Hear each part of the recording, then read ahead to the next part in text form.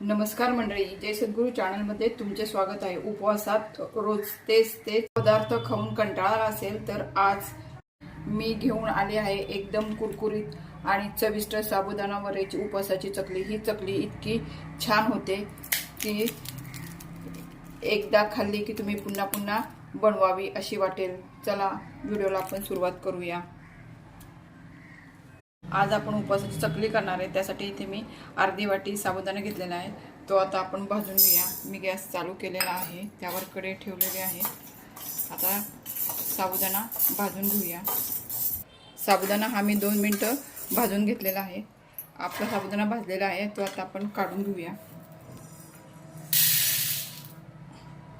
आता आपण त्यामध्ये इथे मी अर्धी वाटी भगर घेतलेली आहे। ही मी स्वच्छ निवडून चाळून घेतलेली आहे, ती आता आपण भाजून घेऊया।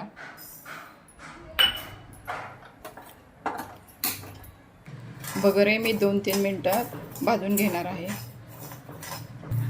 आपली भगर छान भाजून झालेली आहे, ती आता आपण थंड करायला ठेवूया।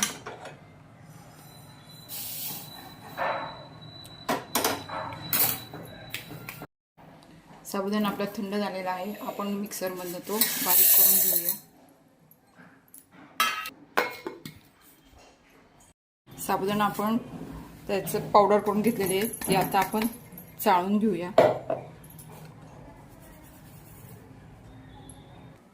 भगर आपण बारीक करून घेऊया। भगर आपण मिक्सरमधून बारीक करून घेतलेली आहे, ती आपण चाळून घेऊया।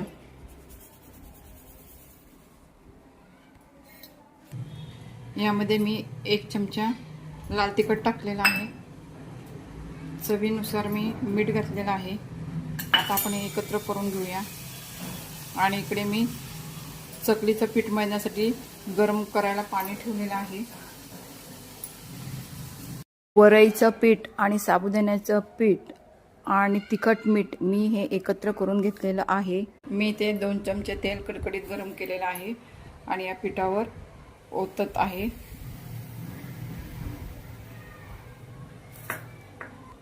आता ते आपण मिक्स करून घेऊया।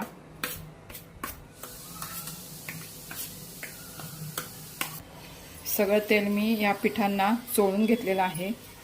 आता आपण थोडं थोडं गरम पाणी टाकून हे पीठ मळून घेणार आहोत।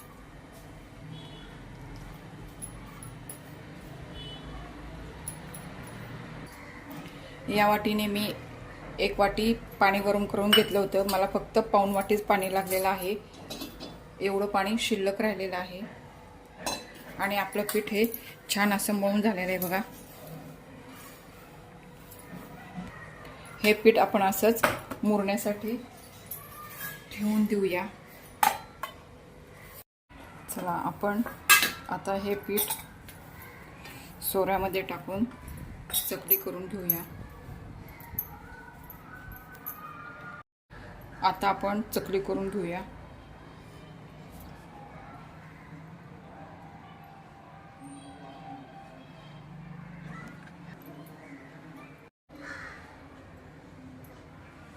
अशा आपण सर्व चकल्या करून घेऊया।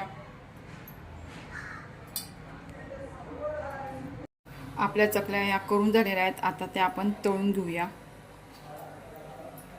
इकडे मी तेल तापायला ठेवलेलं होतं।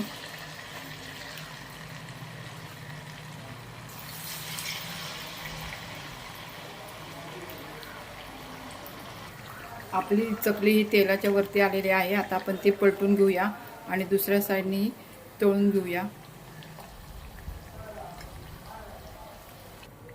आपल्या चकल्या ह्या तळून झालेल्या आहेत, त्या आता आपण काढून घेऊया आणि अशाच प्रकारे सर्व चकल्या तळून घेऊया। हे बघा किती छान झालेल्या आहेत।